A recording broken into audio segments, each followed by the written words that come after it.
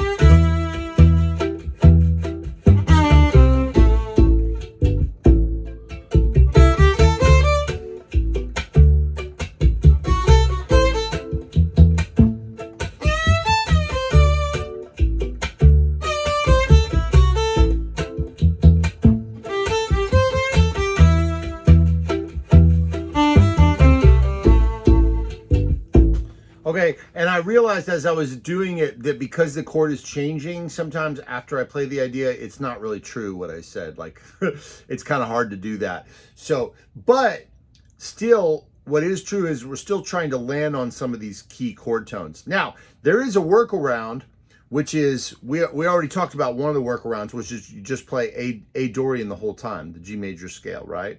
Another way to look at it is to play the A minor pentatonic scale. So if you want, you can play the A minor pentatonic scale. So I'm going to do a few more of these short play-alongs, and then I want you to play phrases like that using any of these strategies, okay? Starting on the note A.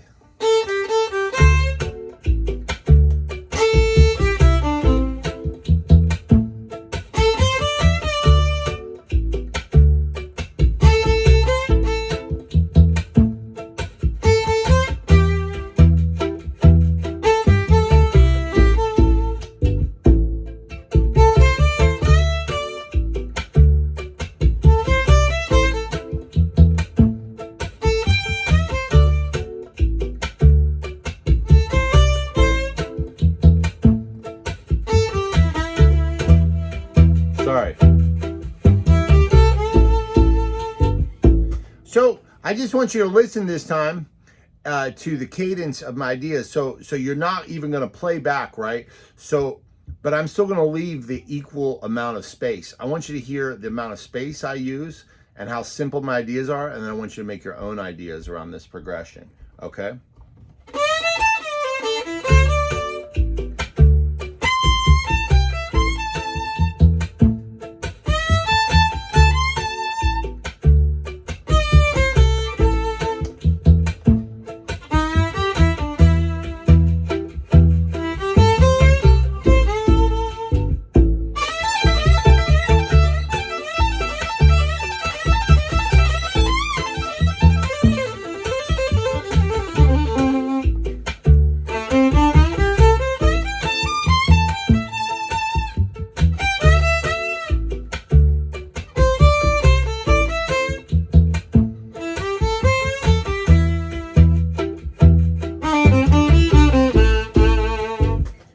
Okay, so I filled a couple of those spaces, but yeah, I could help it. Just wanted to mess around a little bit.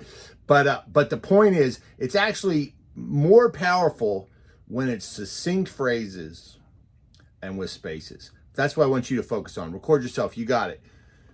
2, you got it.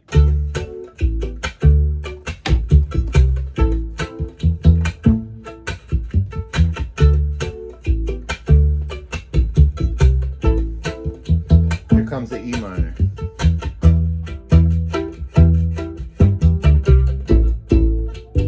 Next chorus.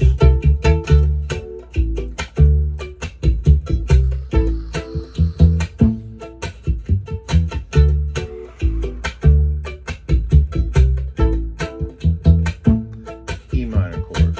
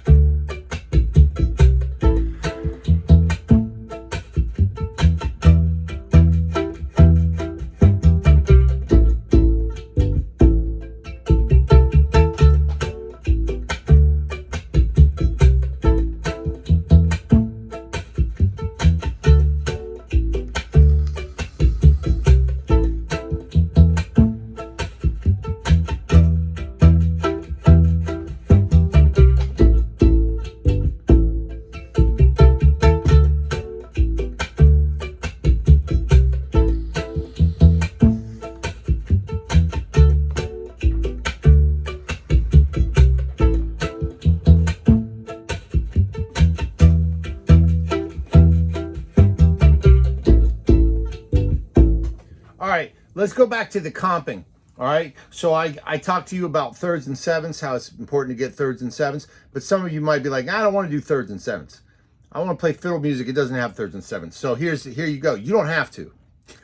And even if you have other ideas, like, you don't have to, right? So we can treat the chords like they're triads too. So first chord you can just treat like a D triad. That's fine. And then the next one, A minor triad. And then the other one is the E minor.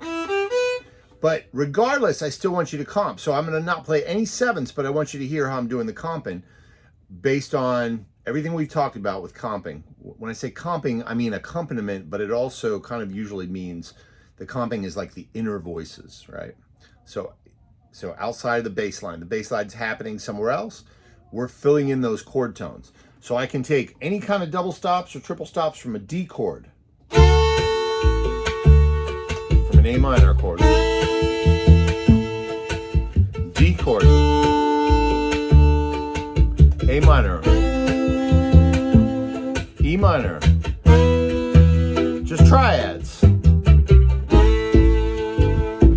So it can be a power chord, it can be a fifth, it can be, you can play the third, you know, whatever. Now, but bear in mind, voice leading is always preferable, right? So if I'm just doing all power chords,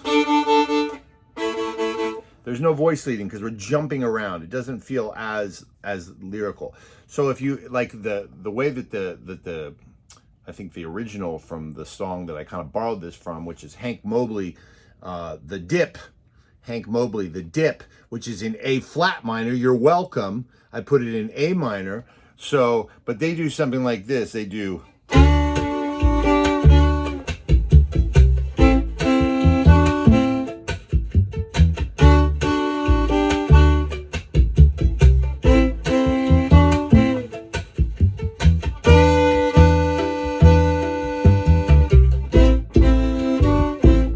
So, and a lot of times you'll hear people do like, or. So we're on an A minor, and we just move away from it and back to it. It just creates a little extra motion. But the bottom line is we want that voice leading. So if my D is here, then I go to A. If D is here, I go to A here. Right? Voice leading, chord stacks, right? So you can do long notes like that.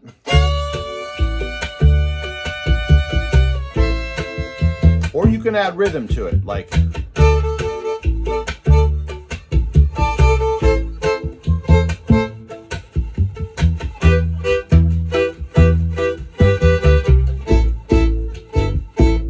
Right? And that's where the bowing thing comes in handy, right? You see how the bowing thing comes in handy there? So see if you can do a little comping over the chords. Write out some chord stacks for yourself if it makes it easy for you. I know probably a lot of you are doing what I used to do all the time, which is like I'll just keep trying to hear it. And then I would never get anywhere. I'd just get mad. So if you write it out, it's a pain in the butt. It takes a couple minutes, but then then you've got, it's right there at your fingertips. Literally, the info is right there. So I'll let you work on that or whatever you want with it. 1, 2, you got it.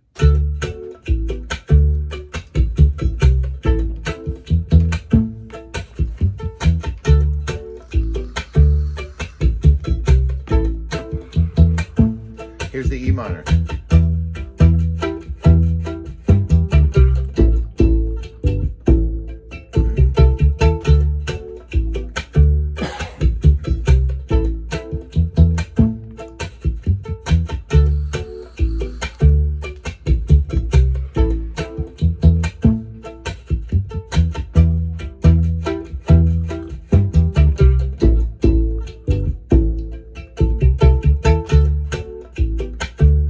Remember, what does the rhythm section do?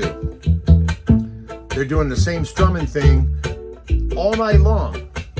Every song, every night of their life. So don't complain about doing it for 5 minutes. And that's the only way you're going to get funky is if you spend time doing it. The only way you're going to learn the voicings is by practicing doing the voicings over and over. You want to have that relationship with the music, you got to earn it. You got to put in the time, the devotion. It's like meditation or prayer if that's your thing, whatever you call it. a lived experience. There's drummers that are just playing, you know, for 60, 70, 80 years, they play the same beat and they just try to make it feel better. And we complain when we don't get, like, you know, 2 choruses to take a break with 16th notes. We're like, I want someone to make it, show me how to play fancier. No, make it feel good. Consistency. Feel. The way you do anything is the way you do everything. Every quarter note matters. Every chord voicing matters.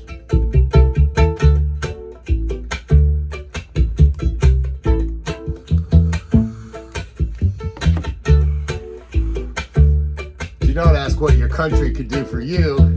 Ask what you can do for your country.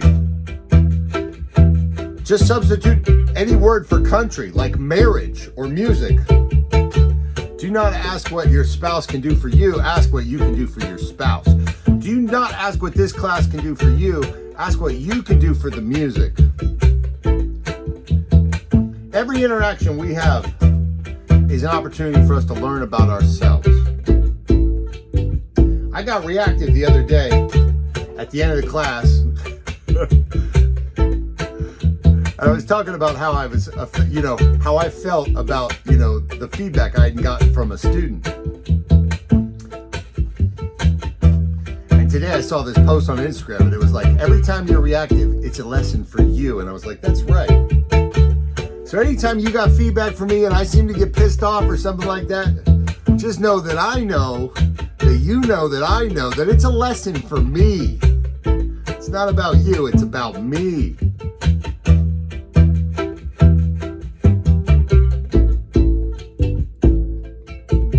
Where's the link? You're making things too hard. You're making things too easy. It would be a lot more helpful if you gave us this. What if you did that? Lessons for me.